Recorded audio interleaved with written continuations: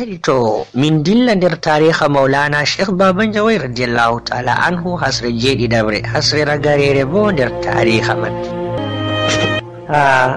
Sakiraɓe nda seɗɗa nder jikkuji maulana Sheikh Baban Jawai radiyallahu ta'ala anhu. Baba ɗum koyɗo na o saɗanɗo, o laati sahlal hulk. Hoyende mako waɗi mawɓe be ɓikkoy wato yiɗimo, talakajo be marɗo tokkimo. Ha be wato lastiɓe na ɗum julɓe fuu ɗon yiɗi baba, ɓeɗo teddini baba bo ngam ha Jawai mai wodi wakkatire Krista en hauti cede ɗo mahan jangirde a jaminkere nde min wi'ata makaranta ma bo l'école. Mawɗo maɓɓe pastojo wi'i ndikka ɗum yara cede man ha baba wanna ɓe do'a. Fannuto ba shehu baba ɗo ha wuro handai ɗum waɗa harkare baɗo o wala andagal hadi o man. Baba ɗum sahiɗo ngam ɗuɗi heewi to koɗo wari zawiya ɗum mofti hadiya ɗum waddi no ɓe waddiri hadiya man, hanko bo o sowan baman o hokka kanjum on je mako. Ɗo man sai lasti maba ɗum al'ada mako on andaka. Wala muridijo mako bo mo wullata gullali mum, baba ɓillitaymo. Baba ɗum layyinul janib, oɗo hoynani komoy, o wala habre bo be komoy. Ko o joɗi Jawai wala mo nandi mo be goɗɗo ko iri moyjo ha o hotani Allah subhanahu wa ta'ala, sawa'un goɗɗo man ɗum ammujo ko bo nder hassu en wondaɓe. Ɗum pat wala mo ɗum meɗi nandugo baba be goɗɗo man ko iri moyjo. Baba ɗum yankiniɗo wala mawnitare. Wodi jeyaɗo Allah yilliyam wakkati miɗo hauta tariha ɗo, oɗo nder joɗiɓe Kamaru wakkati Shehu Baban Jawai ɗo Kamaru man banni. Se oɗo yeccami nder jikkuji baba, o wi kala ko pukaraɓe huwata fu a tawan baba ɗo nder maɓɓe ɓe ɗo huuda. Ɓe yaɓidan loope, ɓe mahidan be mako nonnon nden suudu gene ɗo a tawa Shehu Baba ɗo hura ɗum be hoore mako. Banni bo kare mako a tawan Shehu Baban Jawai wurtina banni oɗon nyota, na sai to o hokki ɗum nyotanimo. Na min andi bo ɗo ɗum ɗo nder jikkuji sayyidina Rasulullah sallallahu alaihi wasallam, wa yaqta'u lahman wa huwa lisawbi yarqa'u sallallahu alaihi wasallam. Ni Shehu Baban Jawai bo ɗum semto ha nder semtende Shehu Baban Jawai a tawan o ɗuɗai darnugo gite banni, ɗum oɗo laara goɗɗo ha nder gite. To Shehu Baban Jawai radiyallahu ta'ala anhu ɗo mari jikkuji banni.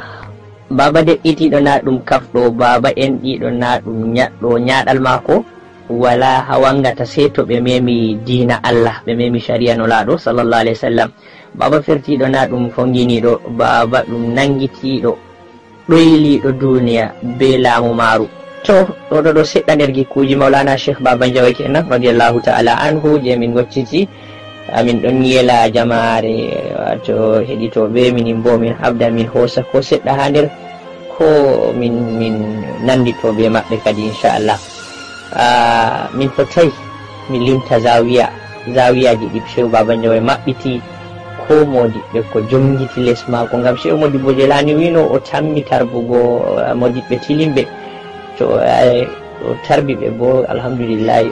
Jonta a tawa bana irin Modibbo Mahmudu Aljannari Banyo en ɗo, irin Modibbo Nana Ƴola en, Modibbo Abdullahi Gawo, Modibbo Yusuf Mai Ganga, Modibbo Sa'ajo, Modibbo Aminu Galim en, Modibbo Amadou Rumde, Modibbo Jinginda Aga, Modibbo Ali Gembu, Modibbo Hammadou Magolɓi, Modibbo Abdou Nasir Mai Ganga, Modibbo Abdullahi Garwan Bulay, Modibbo Muhammadou Ndaga andiraɗo e mallum, Modibbo Umar Ray, Modibbo Ibrahim Gajali Gombe en. Ɗo pat a tawan wato modiɓɓe on jongitiɓe be hadara Baban Jawai radiyallahu ta'ala anhu. Woɓɓe hesɗitini iznuji maɓɓe ha mako, woɓɓe bo ha mako man waɗi askaru, baba man tarbiɓe. A tawan bo limtaɓe ɗo ɓe pat hamɓe on giniɓe naneteɓe tonteje ha nokkuje maɓɓe. Shehu Baban Jawai radiyallahu ta'ala anhu kenan.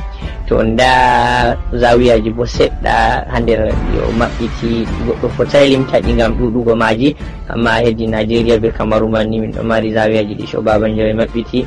zawiya bana zawiya Sheikh Musa Baminda, zawiya Sheikh Sani Awal Nguroje, zawiya Sheikh Sufi Mai Samari, zawiya Alhaji Ahmadu Alalmingam, zawiya Modibo Tamimu Galim, Modibo Danjuma Duwalail, zawiya Gidar Baba Jawai, da zawiya Saida Pendo hedi robe Mandaga, hedi worbe Modibo Mukhtaru Mandaga en men, zawiya Modibo Isaka ngawdal, zawiya Sheikh Ahmad Tongo ngawdal.